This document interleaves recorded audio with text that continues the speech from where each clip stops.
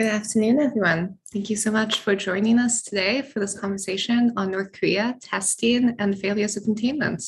This is the second installment of our series on nuclear proliferation in the 2020s. The first one was a few weeks ago with Vipin Narang on his book and sort of charting the path of proliferation, looking forward and looking back. You can find that on the IST webpage or on the IST YouTube channel. My name is Leah Walker. I'm a senior defense associate at the Institute for Security and Technology. We're an organization based in the Bay Area in California, and we focus on emerging technology and security threats. I'm thrilled to be joined by two wonderful individuals today. We have Ankit Panda, who is the Stanton Senior Fellow in the Nuclear Policy Program at the Carnegie Endowment for International Peace. And we have Philip Young, who is the President and CEO of World Affairs. He has an enormous amount of experience in this issue set. He was a member of the Clinton administration and spent a lot of time negotiating and going to North Korea. And of course, Ankit Panda has written about North Korea prolifically and is the author of Kim Jong-un and the Bomb. So thank you both for joining us today. I will let you two give your opening remarks and then we can go into some free-flowing conversation. Ankit? Terrific. Well, thank you, Leah, and thank you, IST, for inviting me here today to share a few thoughts on North Korea. It's funny because I remember when we got the invitation to join this panel, things were actually quite different in terms of the level of interest in North Korea. And sure enough, the North Koreans have inserted themselves back on page one, despite the fact that we have a major war underway in Eastern Europe. For viewers who perhaps haven't been keeping up with the headlines, the latest is that the North Koreans look to be on the cusp of returning to long-range missile testing, potentially nuclear testing. There are signs of reconstitutive activities at their nuclear test site. And may even conduct a space launch. These are the three activities that have been correlated historically with major periods of crisis in North Korea. And so I suspect we're heading back there. But what I want to sort of focus on in my opening remarks is really what's happened over the last 3 years. It's actually somewhat poetic that we're having this meeting in March, because I think events that led us here very neatly began at the end of February 2019, when Kim Jong-un got on a train in Hanoi, Vietnam, and spent upwards of 20 hours on his way back to Pyongyang after a very disappointing summit with former US President Donald Trump. The Hanoi summit, which was really, in my view, a pivotal turning point in our ability to constrain what I think today is a vertical proliferation problem in North Korea. It's a very different kind of proliferation problem than we've been talking about for the last 30 years, which was how do we put the North Korean genie back in the bottle and how do we denuclearize the Korean peninsula. But today we're looking at a North Korea that's on the cusp of testing ICBMs with multiple re-entry vehicles. I mean, something that would have seemed outlandish and unthinkable just a few years ago. But yet here we are. And so what's happened since 2019 is that the North Koreans have been pretty clear about their intentions. I've actually described it as, for any of you who are into the theater, Anton Chekhov's plays often featured a gun, the so-called Chekhov's gun, where a gun will appear on the table in the first act of the play, and sure enough, by Act 5, that gun will go off and have an important role to play in the plot. Similarly, just weeks after the Hanoi summit collapsed, the North Koreans began openly talking about the moratorium that they had unilaterally announced in April 2018. Madam Choi Sun-hee, the former Vice Minister of Foreign Affairs and current senior member of the Workers' Party of Korea, indicated quite clearly that Kim Jong-un would determine at a time and place of his choosing whether or not to continue adhering to that moratorium. In October 2020, sure enough, North Korea conducted a military parade where they showed us a very, very large ICBM. In fact, the largest liquid propellant missile ever deployed in a road mobile configuration anywhere. The North Koreans did it. Other countries didn't do that because it's quite dangerous to deploy liquid propellant missiles in that kind of a configuration. In January 2021, Kim Jong-un said that he wanted to see preparations for the testing of new ICBMs and multiple re-entry vehicles. things continued. And in October 2021, the North Koreans held a self-defense exposition. Kim Jong-un stood next to that very ICBM capable of carrying multiple warheads and gave a speech where he said he would judge the Biden administration based on their actions and not their words. This was at a time when the Biden administration's envoys were indicating all of the right things when it comes to North Korea, that we don't intend to change the regime, that we're willing to pick up the phone whenever the North Koreans are ready to talk. But the North Koreans wanted more than inducement. And then finally, that brings us now to early 2022, where we had a Politburo meeting in North Korea in January 2022, where Kim Jong-un, in no uncertain terms, said that he wanted to see a full reconsideration of the April 2018 moratorium, which covered nuclear testing and long-range missile testing. And so now we're having this conversation really in the lead up to that final act of the play, when this thing that's really been looming for the last 3 years, people make the point that North Korea is an unpredictable, inscrutable black box of a country. But I just, have never found that to be accurate, at least when it comes to their strategic intentions. If and when they test an ICBM, I'd just like everyone here to know that, we've had the signs of this coming for a very long time. So I'll end there. Thanks. Thank you. Yes, they are certainly good at leaving breadcrumbs. Philip, I'd love to hear a few remarks about your perspective. Obviously, you've been watching this for decades, and you have this unique perspective of having actually been to North Korea and been a part of some of those older dialogues. Yeah. And, I had the fortune or misfortune really to meet with Kim Jong-il as well during one of those meetings with Madeleine Albright. So here are a couple observations that I'll just sort of give to all of you that I want to hit home. One is that U.S. policy towards North Korea has failed. I think we have to state that very boldly, and it's the fault, and it has happened on the Republican and Democratic watch. So that's something that we have to accept. And the idea that when I was involved in the Perry process and the review in 1998, we had a nightmare scenario, what we thought was the worst case scenario, and we're in it right now. So I want people to realize that in terms of a lot can happen in 20 years, and indeed it has. The question then is, what are we going to do about it if the policy has failed? And my observation is that every 5 years or every 4 years or every new administration, or actually every 4 years within each administration, we switch policies. It goes from being hardline to engagement and then back again. And then, Trump's efforts at engagement were in certain ways I supported, but I thought the execution was really flawed. I have to say I'm pretty pessimistic.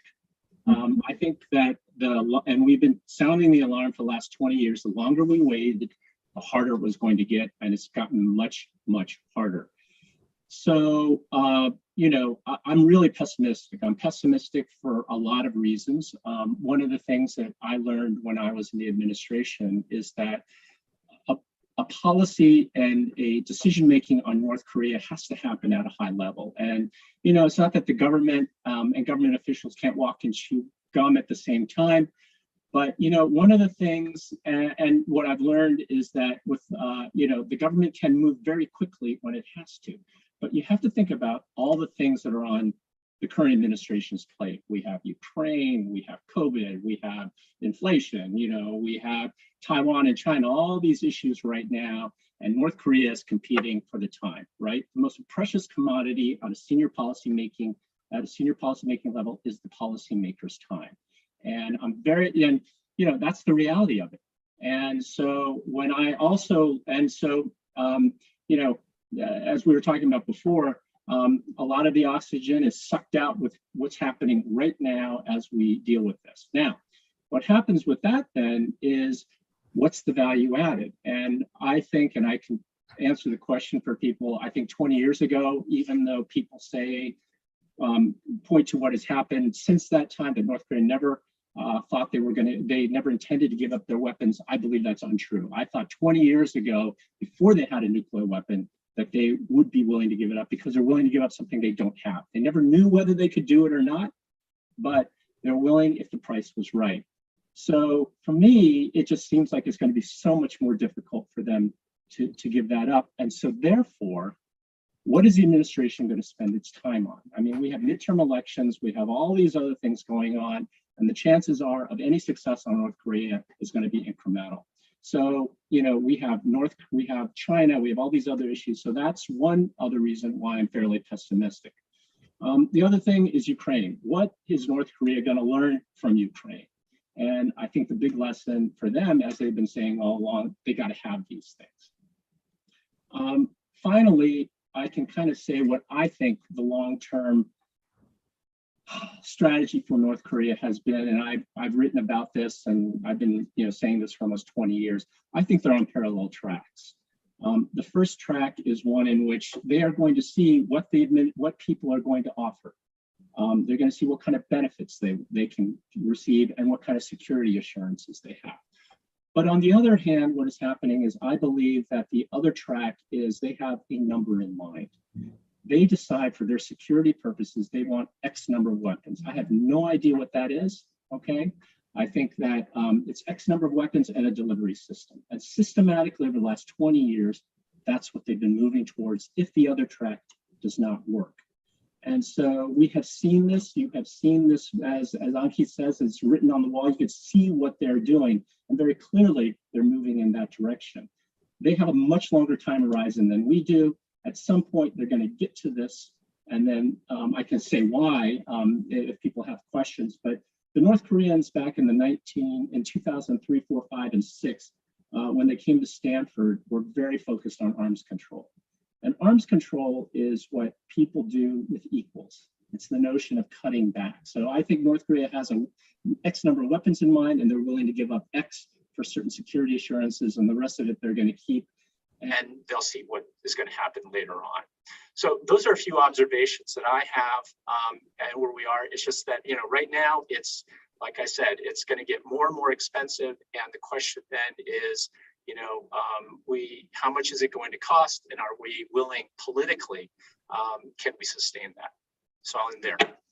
Thank you, Philip. That was incredibly insightful. I have a quick follow-up on that. So you mentioned, of course, that there's been failures in every administration for the past several decades. Do you see a thorough trend? Is there one trend of failures that you've seen? Because obviously there's been different policies, but is there one blind side that everyone has been having? Is there one error that we've been making consistently? I think we have approached North Korea with a certain set of stereotypes and assumptions, and have not really seen the North Koreans as they actually are. And I think that if I've seen a common thread, is the approach that we have taken has been lacking. So let me give you a more concrete example. So the Bush administration and the Obama administration was what I call bottom up. There were things that you had to do at the working level before you could do anything. And there was a misunderstanding that to move anything at all with North Korea, you had to use high level interaction, right?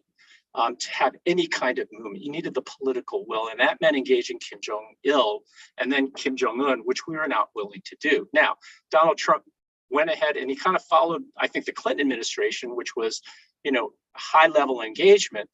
And he went and did it very personally, but was lacking was the working level engagement to put any substance there. So what I see is this misalignment in terms of how our approaches have been all along. And that has to do with, I think, our general approaches to negotiation. Americans have a tendency to want to go bottom up, establish confidence building, move up. And I think the North Koreans were trying to figure out top down, what is it they wanted to do? And in fact, you have to have both. That's really interesting.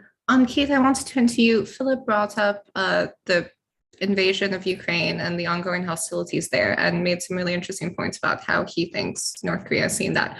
Do you have any other insights on how North Korea is watching the war in Ukraine and what they're learning from it? Yeah, sure. So I try to read what comes out in North Korea state media, usually every day or every couple of days, just to keep abreast of what they're saying about global events. It's been interesting how quiet they've been on Ukraine, and also traditionally, I think Philip's right that they have pointed to examples. I mean, Kim Kye-gwan, for instance, was famous in May 2018 for rebuffing John Bolton, the then national security advisor, when he made a reference to a Libya model. Taking all of North Korea's fissile material and shipping it to Oak Ridge, Tennessee for dismantlement by DOE technicians. I don't think the North Koreans were very interested in that. But the examples that the North Koreans do dwell on are primarily Iraq and Libya. And I share Philip's assessment that the North Koreans did have a change in view of the value that nuclear weapons brought to their state. And reasonable people disagree about when exactly that happened. My interpretation is that that happened sometime in early 2003. Kim Jong-il disappeared from public view for a matter of months after the United States started dropping the first bombs on Baghdad. The Associated Press reported days after the start of the Iraq War that the US had initiated that war with a strike that attempted to decapitate Saddam Hussein's regime at Dora Farms based on false intelligence. Saddam obviously wasn't killed, but again, I do think the North Koreans interpreted that signal. The North Koreans have comprehensively studied the First and Second Gulf Wars. They've studied how the United States prosecutes expeditionary warfare, and everything they've said about their nuclear weapons really shows that they intend to make that very difficult for the US if and when we ever decide that changing the regime in North Korea might be a good idea, which it's really never going to be a good idea because the North Koreans are going to have Icbms with multiple warheads on them in a few months. On Ukraine, I think another thing that sets Ukraine apart from Iraq and Libya, even in my mind, I think perhaps the North Koreans might understand this, is that, I think we've seen a lot of writing on this recently in light of Russia's invasion, understandably. And folks have made the point that, isn't this a disaster for nonproliferation when you have a nuclear weapon state, a member of the P5, invade a state that voluntarily joined the NPT and relinquished what was at the time the world's third largest nuclear arsenal? But I think what's being left out in a lot of those discussions is the importance of command and control, right? If you don't command your nuclear weapons, if you don't have the ability to employ them, they're not your nuclear weapons. If the US Air Force somehow delivered a B-61 gravity bomb to my backyard, I would not have the codes to arm that weapon. So it wouldn't be my nuclear weapon. I would not be, the world's 10th nuclear power. And so Ukraine didn't have command over the weapons that were dismantled. It's not true, however, that Ukraine might never have gained control of those weapons. They could have decrypted the sort of cryptological locks on those weapons. They could have simply cracked open those weapons physically and taken the fissile material out to build nuclear weapons of their own. That would have taken a long time. But I think the North Koreans really, I think, do share that view that ultimately, in the international system, might makes right. And for a small country like North Korea, the only source of absolute security for its borders and its regime and its leadership is the possession of a robust nuclear deterrence. I think the North Koreans are deadly serious about nuclear deterrence, and I think it's long time. It's been far too long that we haven't taken them seriously on that count. And I think Philip's absolutely right that it's time to start thinking about this problem in a very different way. It's time to treat the North Koreans as sovereign equals. We are in a nuclear deterrence relationship with North Korea, right? That's what the significance of 2017 was. 46 years before 2017, China first tested its DF-5 Icbm, becoming the second nuclear power that could threaten the US homeland. The North Koreans are the third, and it's been 5 years since 2017. And our policymakers just haven't come around to that reality and what it means for the security of US citizens, the US homeland, and our allies. Thanks. So, Leah, let me add to what Ankit said, which I completely agree with. I think, and maybe another element, since the 1990s, when we were in negotiations, the North Koreans would talk about, they talked about Yugoslavia, right? They said Yugoslavia and Milosevic would still be in power. So they talked about Saddam Hussein, and they did talk, and then each subsequent thing that they would talk about. I also think that goes into negotiations is this whole notion of, they look at themselves, whether we like it or not, or whether we agree or not, as a tiny little country. And they think the United States is so huge, the only world superpower, we should be able to give a little.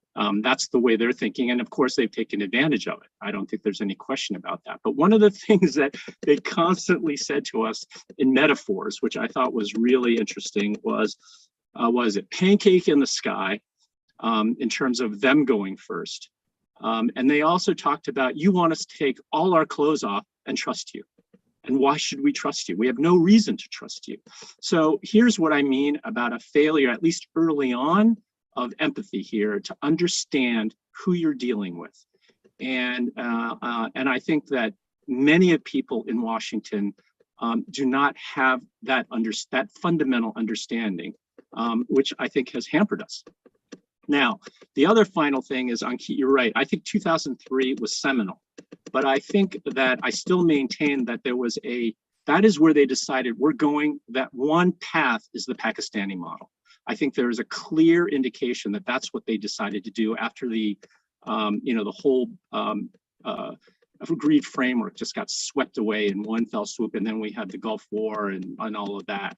But I still think because they did not know when they could get an operational nuclear weapon or a test, they were still willing to pursue the diplomacy side, and that's where we lost an opportunity. Thank you both. I think that's an excellent way forward. We have just gotten the comments, and just a side note, some housekeeping. If you would like to ask any questions, please send them via the Q&A function or the chat. But Philip, continuing on that trust idea, we have a question. Would it be smart for North Korea to trust any assurances that we, the United States, give, especially given what happened to Gaddafi, Trump's abrogation of the JCPOA, and of course, the abrogation of the 1994 Agreed Framework? Is the American public and American voters willing to give anything concrete to North Korea in return for some moves on their part? So what I found in diplomacy is timing is everything, and the timing right now is pretty lousy. Something is going to have to happen, and something is going to happen big that is going to allow the politics of all this to shift. That is the reality right now. Hey, Marty. So Marty's question is, it's not all or nothing, it's gradual, right? At some point, I think that when there is, not initially, they're going to keep these things for a while until they have faith in some of these security assurances. And that is the larger question about why, particularly with North Korea, continuity is really important. That's what, personally, I think, the last 5-6 years of government, and particularly at the highest levels, has been lacking because of assurances, because of trust, because of reliability. And I think that's really important right now. I think Ukraine is going to play a big part in that as we move forward. So I think there are ways to do this. There are a lot of smart and creative people that can figure this out. And I do think there is a path, but is it time right now? Probably not, for the reasons that I talked about within the administration and politically outside the administration, and possibly in North Korea. What I will point out is that we still don't know what North Korea wants. I mean, I'm just guessing at this point. We're all guessing. Right. And, there's a cottage industry about what North Korean intent is or isn't. And we see that with Putin. We see that with all these other folks. The reality is nobody knows. And so my philosophy has always been is if it's knowable, let's find out. It's worth the effort if we can avoid something going down a really big path and saying that we've done all we could. Can I just add a small thought on that? So fully agree that the U.S. has, I think, some longer term issues here with just the nature of domestic politics here on the Hill. And it's actually something the North Koreans have been thinking about for a long time, right? I'm sure Philip can explain much better, the issues the Clinton administration ran into on the Hill with the delivery of heavy fuel oil to North Korea, which were delayed, and the North Koreans complained about that, right? And so the North Koreans, I think, the North Koreans actually think are the closest thing we have in the international system to a very classic kind of neo-realist thinkers, right? Like they will turn to great powers for patronage. They actually managed the Sino-Soviet split very well. And I think the thing that they've liked about dealing with the Soviet Union and China and now Russia is that when you do business with these countries, the things that they promise you arrive. And democracies, things get a little bit more complicated, right? And so what I'm getting at here is, in deterrence theory, and a lot of folks that talk about deterrence in Washington, they'll always talk about the importance of credible threats. And credible threats are important to deter. But credible rewards are something that the United States is not very good at, right? Just as important as it is to credibly threaten a bad outcome for an adversary seeking to do something that you don't want them to do, it's also important to tell them what they will benefit from if they don't do the thing that they're going to do. And the reason I bring this up is because I do think this is sort of the right policy frame to think about the predicament we're in right now. Right. So if I was able to convince President Biden that, a North Korean MIRV capability would be a really bad thing for a variety of reasons. Right.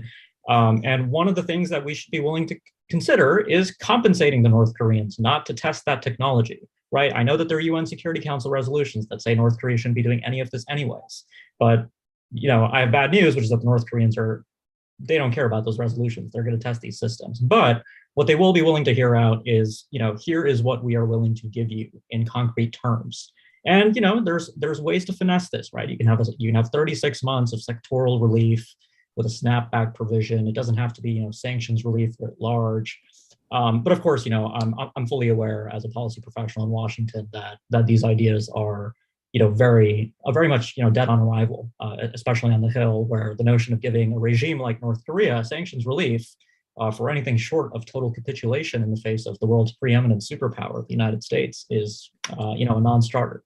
So it's really about the things that we value. But that idea about credible rewards being just as important as credible threats, I think, is something that should be incorporated into how we think about policy issues with North Korea going forward. Thanks. Absolutely. And that idea of credible rewards has been difficult for the US in numerous geopolitical challenges, thinking specifically of Iran and some other failed negotiations. I want to shift a bit on Keith and talk about the moratorium. Specifically, we have a question that asks, how important was the Trump olive branch for the moratorium, and how much was that simply time needed on the North Korean part for technical developments? And I want to add on to that, what advancements have we seen them make during that testing break? And specifically, how have they sort of tried to advance their non-weapons related capabilities, particularly NC3? Because you talk about in your book on Keith how they were still using Tetra radios for nuclear C2, which was a little bit alarming to read. So do you see, and Philip, I'd love to hear your thoughts on this as well, what sort of nuclear enterprise advancements have they made, not necessarily nuclear weapons specific? Mm-hmm. So, each of those questions could be an event of an hour length in and of themselves, but I'll try to do this justice. So the moratorium. So in November 2017, Kim Jong-un goes to Pyeongchang, North Korea. He watches the Hwasong-15's inaugural and only flight test, and immediately thereafter, he declares his nuclear deterrent complete. What did he mean? He did not mean the deterrent was complete in quantitative terms. I think Philip is absolutely right that the number of nuclear weapons that North Korea seeks, my estimation based on sort of the logic of nuclear strategy and a few other things is that the North Koreans probably are looking for on the order of a few hundred, on the order of a China or a France or a UK in terms of the number of warheads that they want. But when Kim said his deterrent was complete, he basically meant that, his father, his grandfathers, when they thought about nuclear deterrence and they thought about nuclear weapons for North Korea, they had a certain idea of what was necessary for a minimum credible deterrent from a qualitative perspective. And the Hwasong-15 was the first ICBM that North Korea demonstrated that could range the entirety of the contiguous 48 U.S. states, right? It could range Mar-a-Lago, San Diego, head of the Pacific Fleet, Hawaii, New York, all of the targets that the North Koreans have indicated, they cared about.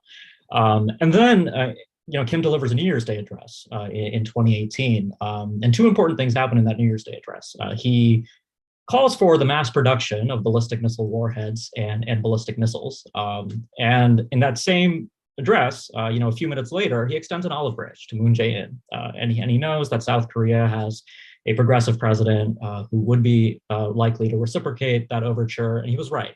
And then the Pyeongchang Winter Olympic Games begin. The day before the Pyeongchang Winter Olympic Games, February 8th, 2018, North Korea carries out a military parade, showing the world for the last time its ICBMs until 2022. And then in April 2018, Kim announces this moratorium. And the way he frames the moratorium is interesting. He doesn't talk about the United States. He just says, our scientists, our national defense scientists have done a terrific job. We know what we're doing. We don't need to test ICBMs anymore. It's not about, we are going to be nice to the United States and not test these weapons that we know irk their president. It's really framed in terms of their own technical developments. And then the North Koreans sort of waffle on this. They go back and forth. They do describe the moratorium as something they gave the United States and they expect compensation for. There was that phrase that became a very big part of inter-Korean diplomacy after the Pyongyang summit in 2018, corresponding measures. Corresponding to what? Corresponding to the moratorium and the other activities that North Korea ceased. So that's on the moratorium.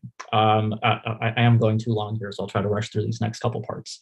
What have the North Koreans been up to since 2018? A lot of solid propellant testing. Actually, with the exception of 5 missile tests. The last 2 missile tests, the 2 tests in early January of a hypersonic maneuverable reentry vehicle and a September 2021 test of a hypersonic glide vehicle and a Hwasong-8, everything else the North Koreans have tested has been a solid propellant system. And so that's been a big shift in focus for them, because before 2018, they were largely focused on liquid propellant systems with a few exceptions. So that has a number of, it's important in a number of ways for the responsiveness of their force, for the survivability of their force, and just overall their ability to threaten South Korea. Also a big focus on precision. You also asked about NC3, which is something that I'm delighted you asked about, because I do think, as much as people love talking about missiles and nuclear weapons, NC3 is the lifeblood, it's the sinews, it's the central nervous system of a nuclear deterrent. And if North Korea doesn't have that, not only is it bad for North Korea, it's actually bad for the United States, because the North Koreans are going to feel very insecure about their own ability to protect and employ their nuclear weapons in a crisis, leading to use or lose incentives and the likely early employment of nuclear weapons by North Korea. NC3 is very difficult to probe in any country, and it's especially difficult in North Korea. We have a few indications, primarily organizational and procedural. Just like the United States, North Korea has sole authority for the employment of nuclear forces. Kim Jong-un is the only person in the country who can authorize the use of nuclear weapons. What I'm looking for right now is signs of change there, because I do think the North Koreans have many incentives to consider delegating nuclear use authority, especially in a crisis. If you're Kim Jong-un and you're trying to ensure that you don't meet Saddam Hussein's fate in the first days of the Iraq War at Dora Farms, maybe the US has better intelligence now about where you are, you might authorize your field units to employ nuclear weapons, assuming that will be a deterrent to the United States and South Korea. North Korea I think they are actually quite credibly thinking about a sea-based deterrent, and that introduces a whole number of command and control issues as well. So there's a lot there. Again, I won't ramble too much, because I could talk about this for a very long time, but those are my answers to those 3 questions. Thanks a lot. Thank you. I think we'll return to NC3 in a while, but I'm curious to hear, Philip, your answers to these questions. Yeah, so missiles, they're doing everything they possibly can. I mean, if you just look at the raw numbers, I mean, under the grandfather, they did 16 tests. Under the father, Kim Jong-il, they did 46. And, I lost count. It's like over maybe about 150 or so that they've done. And as Ankit points out, it is not only solid and liquid, which you can say they derive from different places, whether it's Pakistan or Iran. You also have mobile and land-based, and within the mobile, you have submarines, which is also problematic all the way around. So that's just sort of the top line thing, where they're spending a lot of resources to perfect deterrence and a delivery system. Okay. Let me just add on the NC3 thing, as Ankit also pointed out, there are institutional things that they've done. They passed a weapons state law that, said that they're a nuclear weapons state and sole authority. They did a strategic command forces thing in 2000, so they're aware of this. They also understand the importance of command and control in the conventional side. So they're starting, and they understand what that might mean for nuclear weapons. That's what I'm gathering. Okay.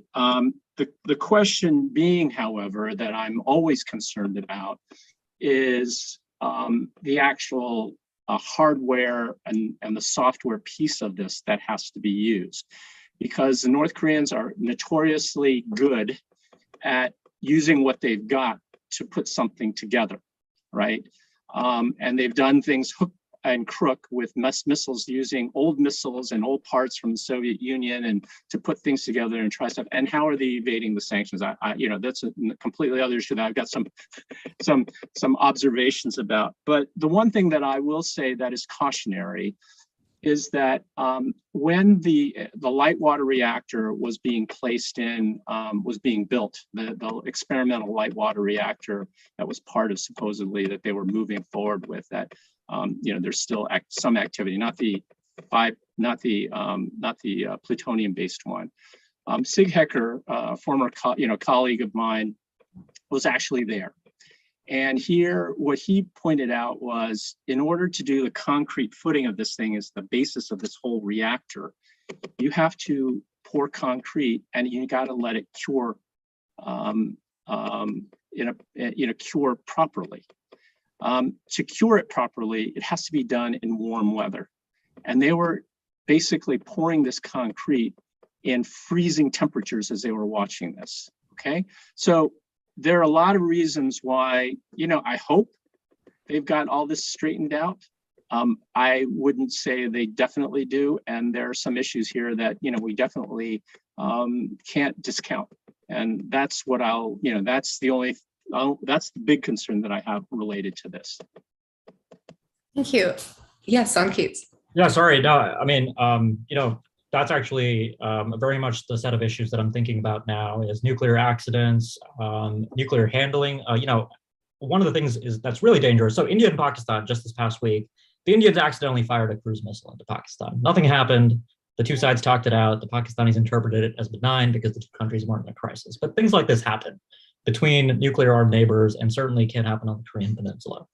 In a crisis, if the North Koreans are deploying warheads and their crews are under psychological stress because they're about to go to war and they mishandle a warhead and there's a nuclear detonation inadvertently on North Korean soil, is it likely that the North Korean military is going to interpret that as an accident first, or the initiation of a US stealth bomber launching Alchem's or other standoff munitions at North Korea? And so issues like this are really concerning. I've had discussions with folks at the national labs who do work on these issues professionally, and nuclear safety and surety is their lifeblood. And these discussions happen in the context of Pakistan in the early 2000s, and albeit under a different set of considerations about non-state actors gaining access to nuclear materials and weapons. And the question is, to what extent do you help the North Koreans out in making sure that their nuclear weapons are safe and are not likely to be inadvertently detonated? I mean, these aren't questions with easy answers, but these are the kinds of things that I think we'll have to think about because we're going to be living with a nuclear armed North Korea for many years to come. Absolutely. And there's some precedent for aid given by the US to other countries for nuclear safety. And I think that's a very interesting idea to explore in terms of competence building measures regarding North Korea. Focusing a bit more on the NC3, we do a lot of NC3 research at the Institute. It's perhaps our preferred part of the nuclear enterprise. I am curious. Obviously, there's reasons to be concerned about the communication infrastructure capabilities of North Korea. Does that provide an incentive for pre-delegation? Do you think that Kim Jong-un has faith that in times of conflict, he would be able to successfully send an order down the chain? And does that lack of confidence there lean towards pre-delegation? So I think you're asking me a question that you know the answer to because you've read some of what I've written about this. But my thought is that there are strong incentives for Kim Jong-un to consider pre-delegation in a crisis. But it's something that's actually a difficult problem for Kim to navigate because he prefers. I think North Korea right now has a preference for negative controls in general, organizationally and technically. They want to make sure that unauthorized nuclear release does not happen because American nuclear declaratory policy is that if North Korea uses nuclear weapons, the Kim regime will not survive. And so it's actually quite dangerous for Kim Jong-un to just willy-nilly pre-delegate authority to his field commanders and have somebody miscalculate, and then that leading to the end of his regime, right? If the purpose of his nuclear weapons is to ensure his own survival, that would be a very ironic way to meet his end. So it's not something that's easy, right? I think if we see signs of pre-delegation, I mean, first of all, I hope they don't run into the Dr. Strangelove problem where they don't tell the United States about this, and it was going to be announced at the Party Congress on Monday, but we just didn't get the memo. So I'm hoping that they'll be clear with their signaling there, and they have been actually. I think the North Koreans do understand the value of overt nuclear signaling, perhaps better than even Vladimir Putin, I would say, in many ways.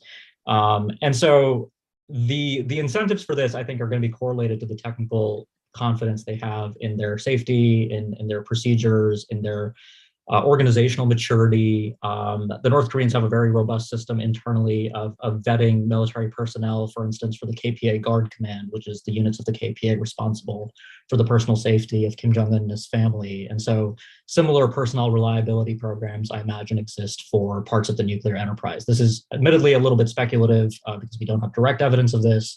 But the North Koreans, in many ways, I think, do have the organizational chops to figure these issues out. So I wouldn't be surprised, especially as the North Koreans build up things like MIRVs and tactical nuclear weapons and start building, nuclear warheads into the 3-digit numbers, that we'll begin to see signals from Kim Jong-un telling us that, if the United States takes hostile moves, near the Korean Peninsula or on the Korean Peninsula, I will give the order, to my field units to mate warheads with tactical nuclear weapons and ICBMs and things like that. I think they have a strong set of incentives, but it's there are trade-offs there with the risks for unauthorized release. Absolutely. Philip, do you have some thoughts on this? This is a bigger picture piece of this. I mean, I think that in light of what has happened in Ukraine, I think in light of what's going on with North Korea, there's got to be a fundamental review about deterrence generally.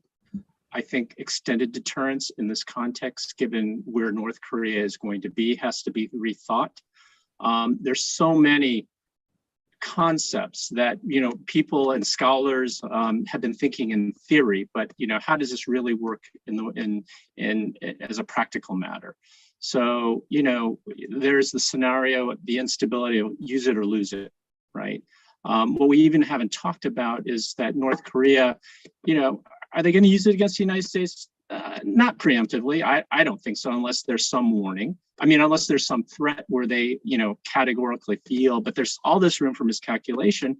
But, they're looking at Japan, right? They're looking at Japan. They're looking at if something happens, how they can, test the whole idea of extended deterrence for Japan, whether the United States will go to the Met, Tokyo for Los Angeles or Seoul for Washington, who knows, right? So all of these things are now kind of have to be rethought in a very significant way. And, that's why organizations like IST are here. And that's why Ankit is doing what he's doing, because I think we've been frozen in time. Wearing my old Plowshares Fund hat, where we funded nuclear security issues.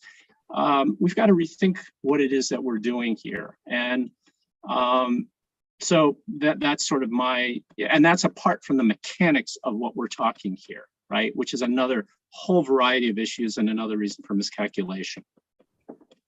Thank you for that. I want to come back to you in 1 second about potential confidence building measures out of this, but just quickly, Ankit, I was wondering, while we're still on the subject of NC3, last question, I promise.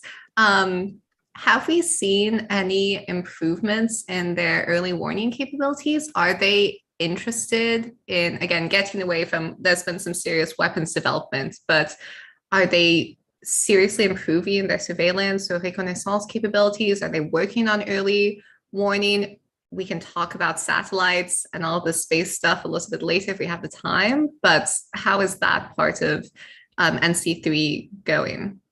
Yeah, so that's actually, been one of the biggest concerns that I had in 2017 was, every time the US would sort of respond to North Korean provocations by, flying bombers and releasing very high resolution photographs of our B-52s and our B-2s and our B-1s even, the radar cross-section of a B-1 is actually small enough that the North Koreans could very well miss it or even interpret it as a more innocuous signal. And so the North Koreans would react like they couldn't see what was happening, which was because they really couldn't have known what was happening in many ways, right?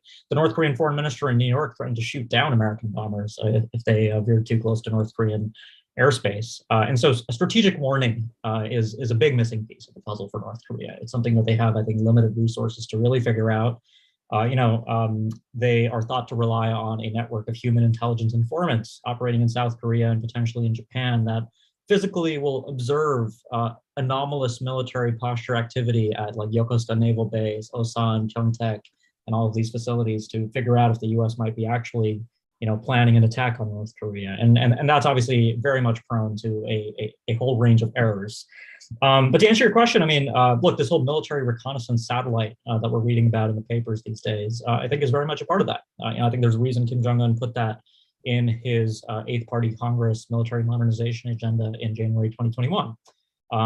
Optical satellites, of course, are not missile early warning or any kind of strategic missile warning system. But what they can do is they can allow the North Koreans to have a form of dual phenomenology, right? To actually verify if what their human is telling them about U.S. and allied military posture actually checks out with imagery that is their own, that has not been, is not commercial imagery that's potentially been tampered with. They might not trust commercial imagery providers for this purpose. What Kim Jong-un said at the National Aerospace Development Administration just last week was that North Korea apparently plans to launch a multi-satellite constellation into sun synchronous orbit. And so that would be very helpful for them to actually monitor those kinds of developments in real time for military reconnaissance. But I think generally speaking,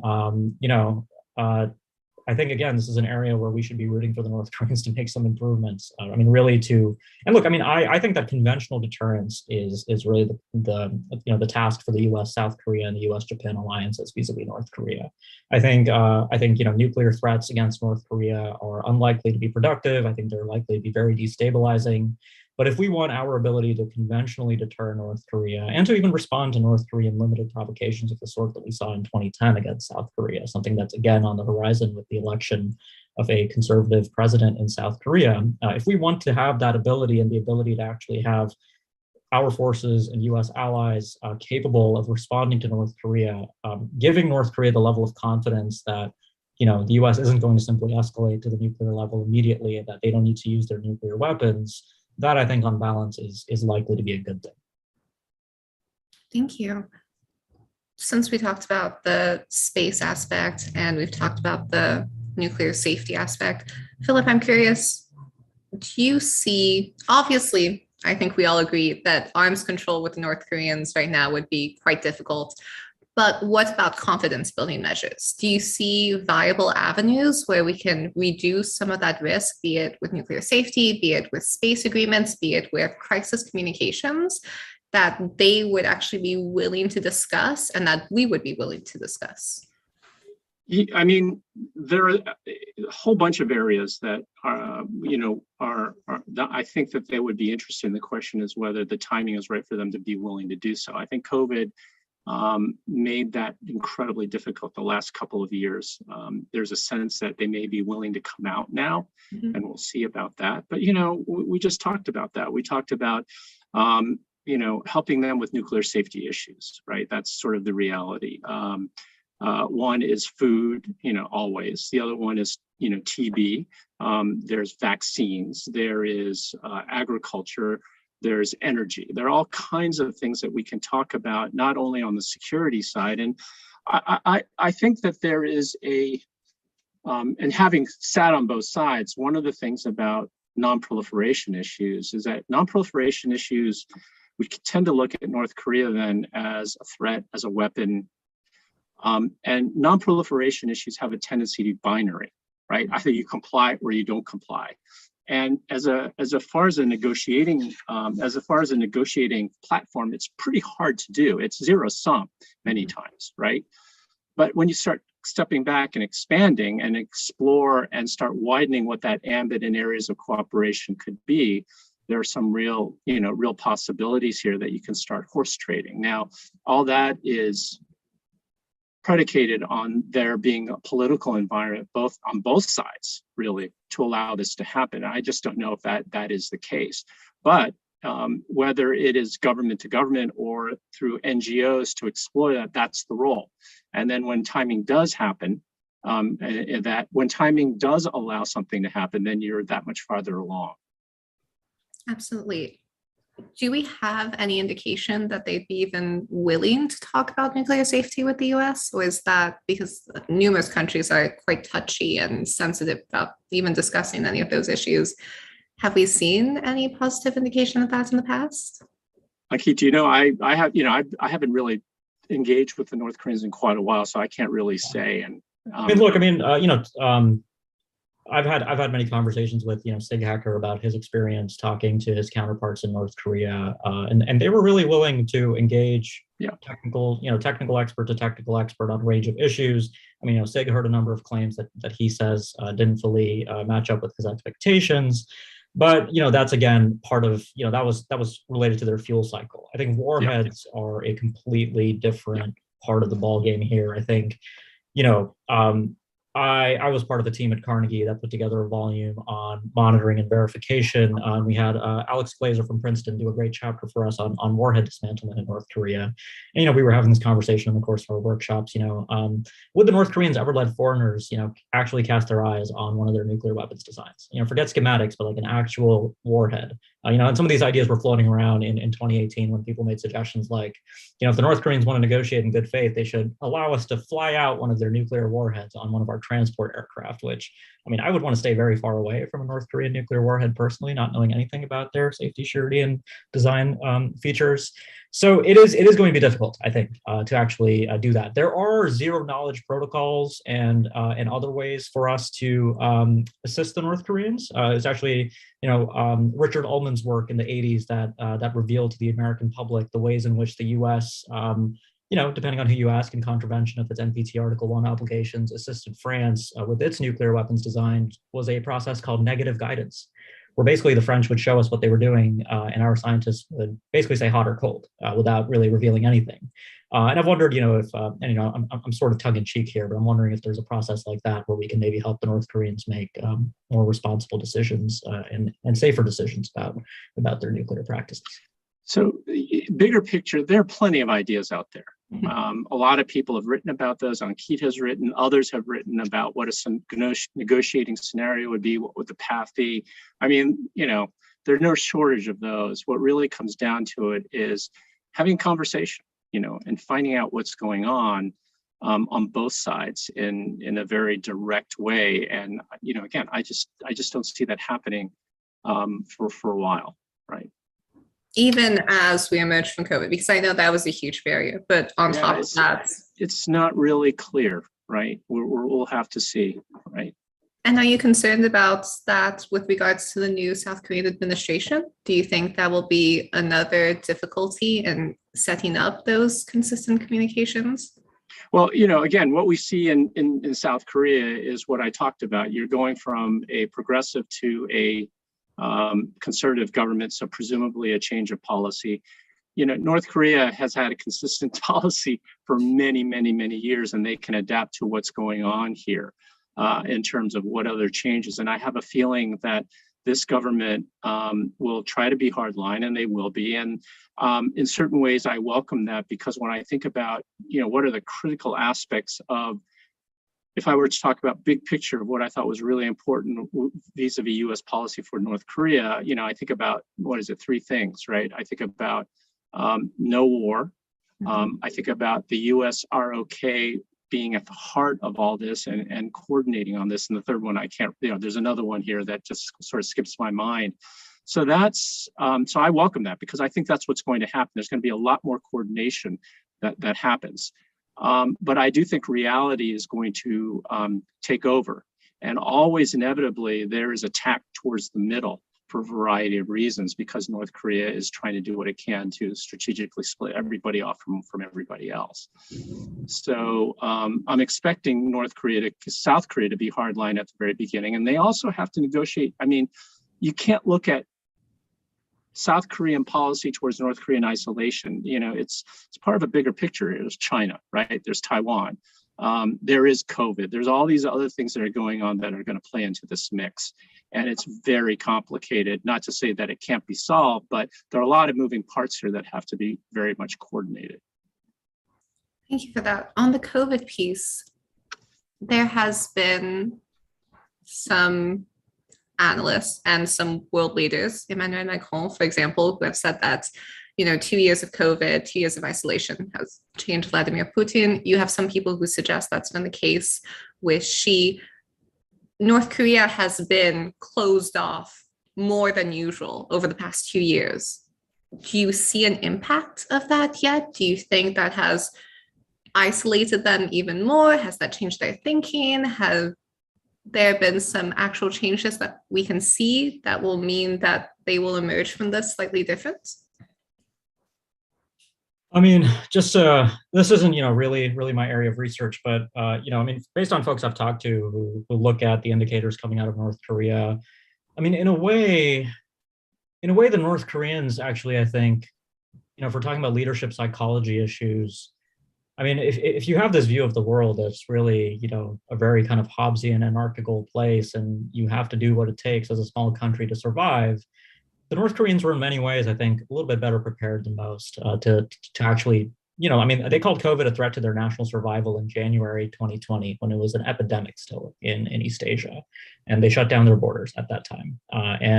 They have implemented measures that appear draconian to those of us on the outside, and they certainly are. I'm not trying to minimize that, but in a way, I mean, it also sort of refocuses the discussion that we've been having for, more than a decade now about the efficacy of sanctions, right? I mean, this is sort of a natural experiment in terms of what sanctions would look like in their idealized form. The North Koreans have in many ways embargoed themselves, right? They sort of opened the tap, they opened the spigot to trade with China when it really becomes necessary. But right now, especially with, COVID spiking in China, the North Koreans are again hunkering down. And they've always had this sort of siege mentality that they will do what it takes to survive. We've also seen sort of changes in internal North Korean propaganda. How Kim Jong-un's weight loss has been presented in the context of food insecurity in the country. The bigger picture, and this actually goes back to Philip's comment in answer to the last question. It sort of seems like to me, Kim Jong-un has been he's been in power now for 10 years. I think he faces the most difficult set of internal challenges within North Korea. The phrase arduous march has returned to Kim's own words. I mean, he's used this in public speeches to the North Korean people, and that only means one thing, which is that North Korea is either on the cusp of famine or already experiencing famine-like conditions. But externally, I think looking at what's happening at the level of great power geopolitics, looking at discord at the UN Security Council, the collapse of great power agreement over basic non-proliferation principles, in many ways, this environment is actually quite conducive for the North Koreans to carry out things like nuclear testing, ICBM testing, MIRVs. I'm sure they'll do all of these things. The DOJ and Treasury have probably hundreds of entities in Russia, China, and North Korea that they could just gradually keep rolling out as North Korea keeps doing things we don't like. But at the end of the day, none of those things are going to change things, right? It's sort of what I call do somethingism. The United States needs to be seen as responding to North Korea in some way. But I also don't hold the administration accountable here for not really being able to do something, because I do think Kim Jong-un told the world what he was going to do before Joe Biden was even inaugurated. Right, the Eighth Party Congress, the speech that he gave happened on January 5th and 7th, between 5th and 7th January 2021. And he said, I want ICBMs, tactical nuclear weapons, all of this. This is all sort of baked into the plan. And they're just going to keep pushing ahead. And I think what's also important from the internal North Korean perspective is that pretty much the only thing going well for Kim Jong-un right now is what his national defense scientists are doing for him. They keep pointing to the fact that, they will have page one news where they're saying, look, we're building this new greenhouse to increase agricultural output. But then they'll also draw considerable attention to the success of their missile testing, indicating that all of these self-reliant national defense priorities are still being carried out successfully under Kim's leadership. Thank you. Those are some really interesting points. Philip, do you agree with that consensus of how North Korea has evolved during COVID? Yeah, I think that they are probably in a better position. The regime is in a better position in certain respects internationally than they have been before. I think a lot of this happens to do with China. I mean, the reality is that China, the way I describe it, is that they're not going to let the North Koreans starve, but they're not going to let it eat white rice either, right? So there's that element there, and that goes into the larger relationship with the United States. And I've always maintained that China and the United States, if they want to cooperate, and this is an area of cooperation with North Korea, it's only going to happen when we resolve or have a deal with the strategic mistrust that exists between these two countries as to the future of the peninsula. That's a big kettle of fish to be talking about, but that's what it's going to take. Given that, I've always been a skeptic of sanctions when it comes down to North Korea. I mean, I'm hopefully going to be wrong with respect to Russia, okay? And I think there is some argument that says it will. But, this is the way I look at it. Absent political will to go to the mat in a comprehensive way that it's going to require, I always think about Mexico and the United States, right? We've been trying to stop the drugs coming into the United States and cash going out of the United States forever, right? And we've had not a lot of success on that. And if you look at North Korea as the quintessential narco state or organized crime state, you've got a whole, government trying to do all this and evade this stuff. Can we realistically believe that we can prevent that from happening when China on one hand is helping them to some degree or looking the other way, and the government and the power of that government is doing everything that it can to circumvent everything. We can't do it on our own borders, let alone something 500 thousands of miles away. So that's the way I look. They're going to get what they need, and Kim Jong-il will get what he needs in order, I think, to keep his the elites, on his side, and China will not allow him to, for this point, there invest in the status quo. So I think he's sitting fairly pretty, and given the environment, there is going to come a time when, North Korea does stuff when, I disagree completely with a lot of the conversations and the op-eds that have been going on that North Korea is just trying to, gain attention for stuff. That's part of what they're doing, right? But there is a real military reason for what they are doing here. And it's a question of when they decide to do it for the maximum amount of benefit, not only militarily, but also internationally and domestically. And so that's when they decide. So, to me, if we continue as we are with this policy, and I can understand why, right? As I said before, there are a lot of things going on. It is inevitable that North Korea has to test again. They're going to test another nuclear device. They're going to test a larger nuclear device, and they're going to test a delivery vehicle. I think that is written in. We just don't know when, because it's of their timing. They have control, and they're going to do it when it's most advantageous to them. But I think it's, whether it's 6 months from now, 2 years from now, 3 years from now, they have a long, they have a much longer time frame than we do. And that's what's going to happen. And again, we can decide politically that we can't accept it and do something about it, or we have to make the decision, because you can't do everything at once, that we're going to have to wait until things really get bad. And that's a difficult situation. Can't do everything. Thank you, Philip. I think that's actually a good place to end, because we are at time, and I'm glad that we got to discuss, present day, what we're seeing out of COVID. Those are all very well thought out predictions and really well thought out insights. So thank you for those. I'll be thinking about those going forward. I'm sure our audience will. Thank you so much for everyone for joining us. Really appreciate everyone taking time out of their day to listen to us discuss. I want to thank our speakers, Philip and Ankit. Thank you so much for joining me today. You can find Ankit at the Carnegie Endowment for International Peace. He has a fantastic book on North Korea. You can find Philip at World Affairs, and he has a wonderful podcast, which you can find on Spotify under World Affairs. So thank you both for joining me. And I hope everyone has a lovely day. Thank you. Thanks for having me. Bye. Thank you.